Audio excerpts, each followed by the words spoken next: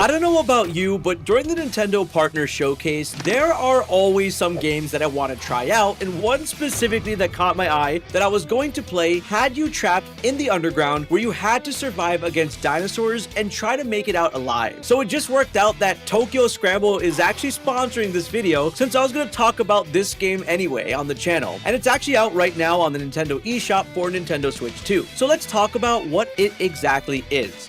Tokyo Scramble is a survival puzzle action game that takes place deep below Tokyo, the perfect setting, where you have to think and make split-second decisions that could mean the difference between life and death. Just like this. Don't overdo it now.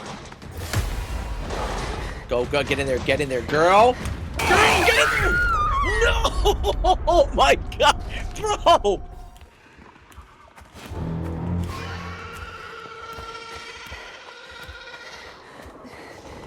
Whoa.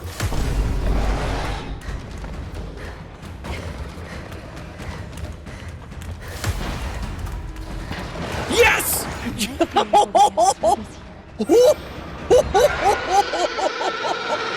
Get wrecked, yeah, cry all you want, you ain't touching me. The game actually wastes no time getting into the story. The main protagonist is 18-year-old Anne, who is on a subway ride to meet her friends when all of a sudden she literally plunges through a fissure in the earth, and before you know it, trapped inside an underground world filled with terrifying creatures that look like dinosaurs but have actually evolved from them, and she likes to call them Zino.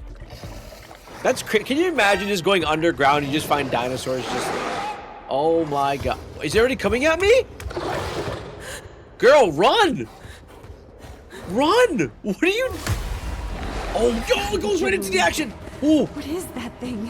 Now, controls are pretty intuitive and standard in this game. Anne can crouch, Anne can walk, she can run, and climb up on certain objects. But something a little insane about this game is if her heart rate reaches 170, she hits a huge fatigue window where she completely slows down until her heart rate drops again. So you have to also pay attention to her heart rate when moving around and trying to avoid these terrifying monsters. Now, the game is broken up into various chapters, and there are a ton of chapters in this game. Each chapter has its own puzzles and challenges where you have to completely avoid getting murdered by these monsters.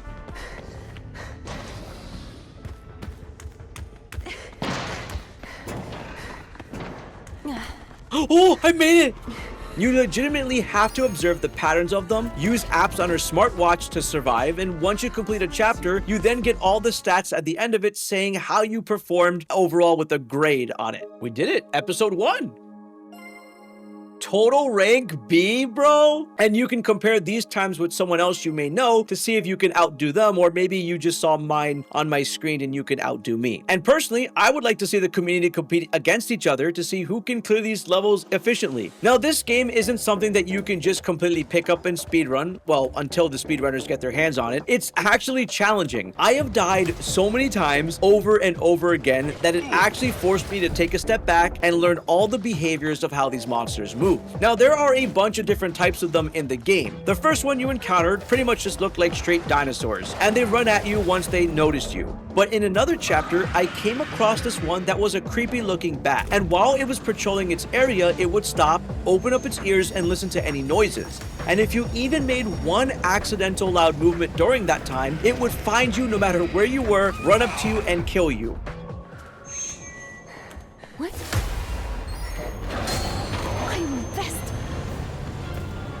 There's no way that other guy hears me. I can make it.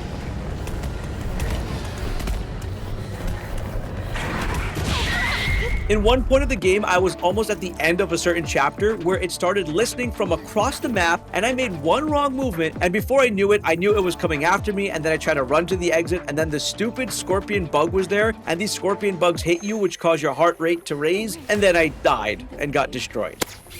All right, I did it. You mother effer, bro. You mother effer, bro. What on earth is that? What is this? Oh my god. Not bugs, dude. And now there's also another creature in this game that looked like a giant praying mantis monster with creepy red alien glowing eyes that I encountered, and they stand all the way up, and when they do their red eye observation, they get to see the whole area, and the only way to get around them is by blocking their line of vision, which I did in this example, because they are extremely dangerous. The moment they spot you, they will just come after you and murder you, and their claws go through everything, and yeah, it's pretty bad. You don't want to run into one of these.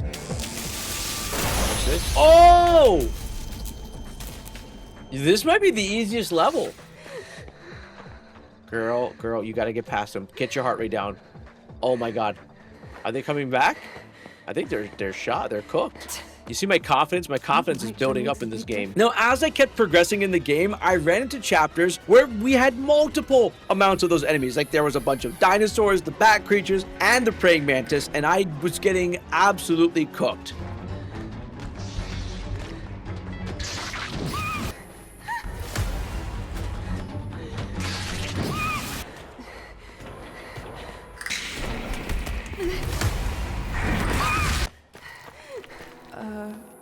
What was that? I don't want to know.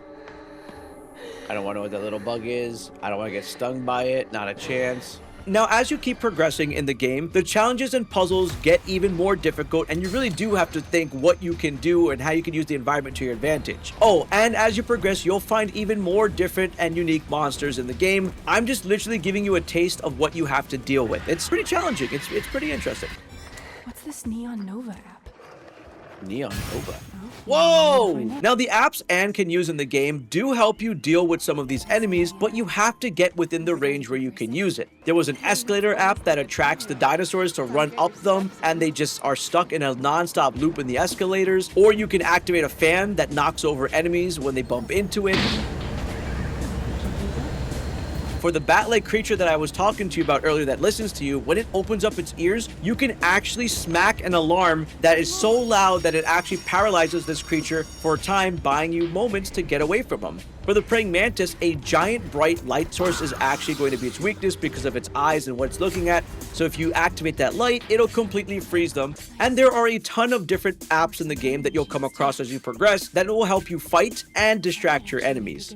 Now, there's one that you're always going to have on you specifically that you can keep on you, which is going to be a flashlight that basically just flashes the enemy and has a certain battery amount. And you can upgrade these throughout the game when you go across certain stations. And these are going to help you when monsters are actually charging at you. Like when this dinosaur charged at me, you hit flash, it freezes the monster in place, and you can get away. It buys you some time. It's not the perfect solution, but it does work, and it makes you feel a little bit more confident. So basically, when you're playing this game, the core gameplay comes down to stealth to avoid enemies by moving quietly and staying out of sight, strategy, which is going to be you using your apps to distract and outwit your foes, and combat, which means you're going to anticipate your enemy's attacks and strike back using the apps. Also, in the game, they have a little side plot that's happening at the start of every mission. You'll see a group chat happening on the cell phone, a bunch of drama happening. For some reason, I was actually really involved with what was going on, and I started hating on some characters just because they're being mean to Anne, and I didn't like that. Maybe it's just a group chat thing. Haru is so mean. Goblins, did you meet some merry elves too? Haru, you gotta chill. You gotta chill, Haru. Now, even though the game is single player, the team behind Tokyo Scramble set it up in a way where you can actually play with 4 people using Nintendo Switch 2's Game Share. And yes, you can play on Switch 1 with Game Share as long as the host is on Nintendo Switch 2. Now, this is seriously going to require perfect coordination and communication with everyone, as one person will be responsible for movement, another person for interactions, while someone else is going to activate apps and someone else is going to be moving the camera. You could just imagine how crazy coordination you have to be with your friends or whoever you're playing with in order to beat this game. I think that is a challenge amongst itself. So if a team of 4 people can pull this off and beat the game, I will be shocked. Now, I was just playing this game on easy mode, the regular mode, whatever the base mode is of the game. But when I saw there was a harder difficulty and I was struggling on the regular difficulty, that impressed me. And I think that's going to be a big challenge for people. And in my honest opinion, outside of this whole entire sponsorship, the game is $29.99 USD and is available right now in the eShop. And I think you get what is worth for your money when you play this game because you are going through a lot of challenges. It was pretty interesting. Yes! Yo, S, total rank A. killing it, dude. So let me know what you think of this game. Let me know if you're gonna pick it up and what game I should check out next for the Nintendo Switch 2. And go watch the video on your screen while you're at it. Thanks again, Tokyo Scramble, for sponsoring this video.